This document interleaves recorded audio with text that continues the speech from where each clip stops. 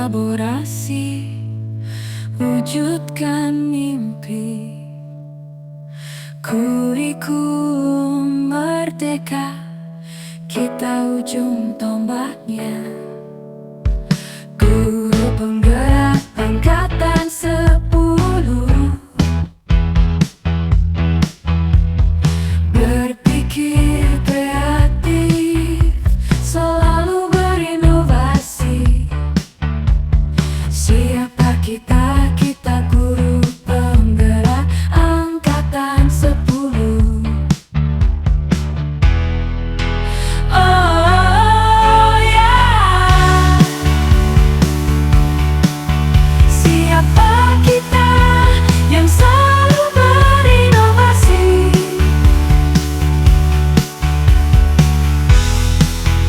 Berpikir ke Assalamualaikum warahmatullahi wabarakatuh. Perkenalkan, kami calon guru penggerak angkatan 10 Kabupaten Musirawas ingin mempraktekkan coaching supervisi akademik modul 2.3. Saya Nasir Alfandi dari SMK Negeri Tugu Mulyo. Saya Mistriah dari SD Negeri Temuan Jaya. Saya Siti Nurhayati dari SDN Negeri Mekarsari. Saksikan video kami. Selamat pagi Bu Siti. Selamat pagi Pak Nasri. Saya senang sekali bisa berjumpa Bu Siti hari ini. Saya ingin membicarakan upaya untuk meningkatkan kemampuan coaching dari Ibu Siti. Karena saya ingin memberi dukungan kepada Ibu.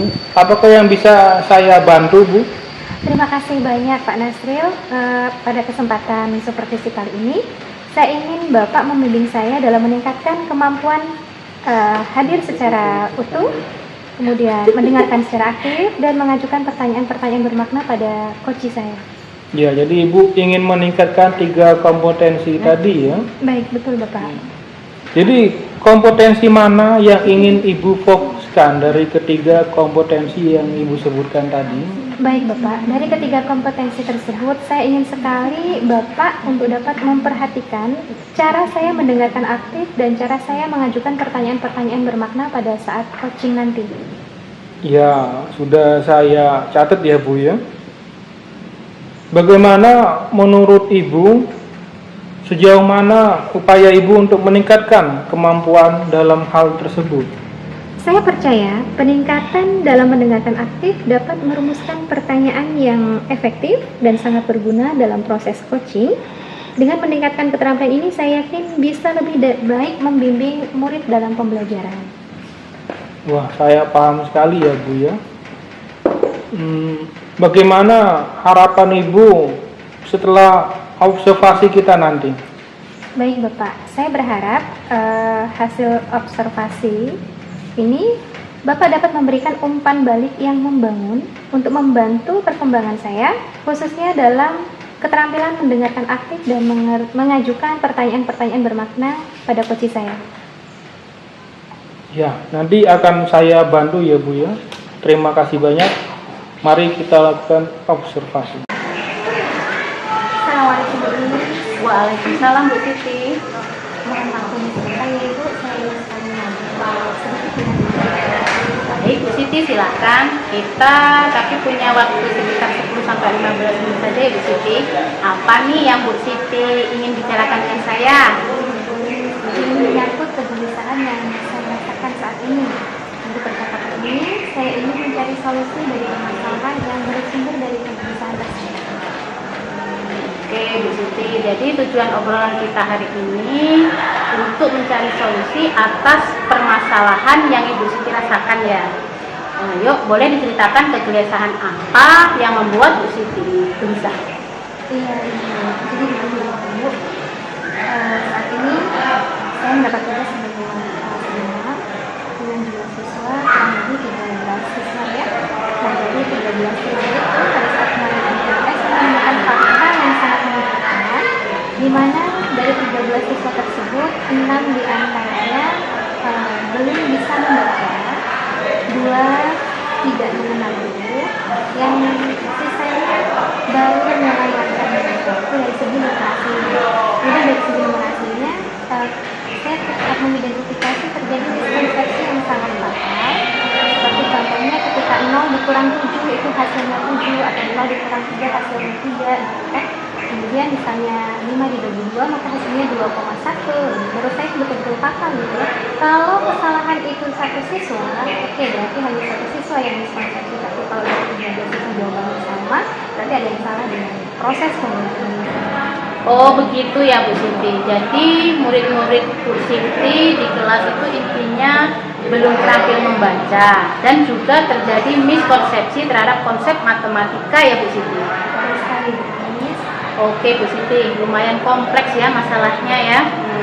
Karena itu menurut saya dari permasalahan yang Ibu Siti ceritakan itu merupakan dasar bagi ilmu pengetahuan murid-murid kita ya. Betul sekali, Miss. Berarti tuntutan dari orang tua nih setelah dia kan nanti lulus gitu ya, mereka harus minimal memiliki kemampuan bahasa ya. Kalau seperti itu kan sangat penting bagi mereka. Dan juga itu berhadapan dengan guru SMP nih, siapa nih gurunya kan bisa baca. Benar-benar saya merasa sedikit pribadi. Ya juga sih Bu Siti, benar itu. Pasti akan menjadi pertanyaan besar nantinya.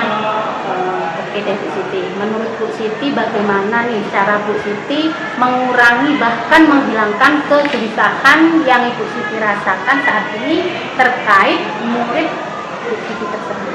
Itulah yang saya dapatkan dari hasil percakapan pada hari ini, Miss. Ya memang lumayan ya Bu beban moralnya menurut Ibu Siti. Upaya terbaik apa untuk mencari solusi terhadap hal tersebut? Dalam waktu 3 bulan ini saya akan fokus pada hal-hal dasar dulu kali ya Bu ya, terkait kompetensi literasi dan numerasi anak-anak di desa ini. Berarti hal-hal dasar ya Bu yang akan dilakukan. Baiklah, hal-hal dasar seperti apa yang Ibu Siti maksudkan? Seperti untuk 2 orang siswa itu kan karena mereka yang sama sekali memang boleh dan teridentifikasi bahwa ada salah satu dari mereka itu disleksia, tidak bisa membedakan tentang huruf gitu ya. Kemudian untuk yang 6 siswa memberikan metode baca yang cepat gitu ya, cara baca yang cepat, kita cari metode tercepat mereka.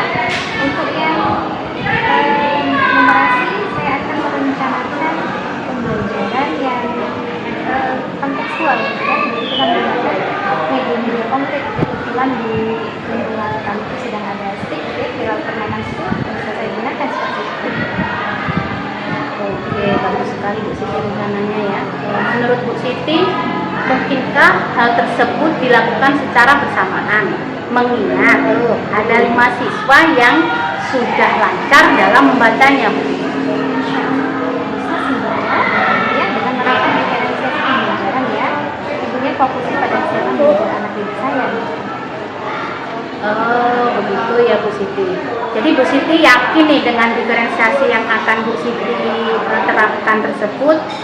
Bagaimana sih gambaran implementasinya Bu Siti? Insya Allah yakin sih Bu ya. Seperti yang sudah saya sampaikan tadi, untuk setiap paginya akan dilakukan gitu ya, saya dampingi anak-anak untuk pembiasaan literasi kan.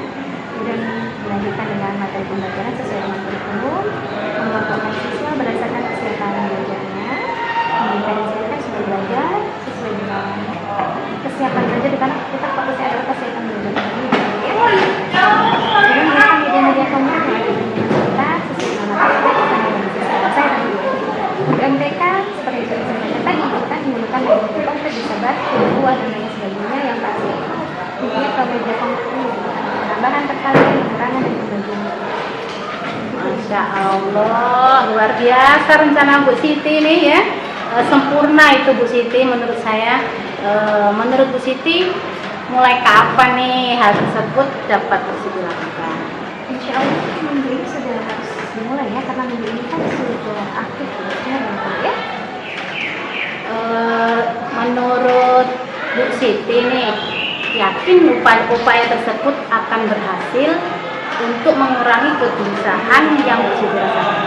Insya Allah yakin sih, karena saya yakin dengan kerja keras, cerdas, terus mandiri anak-anak mereka akan membuahkan hasil.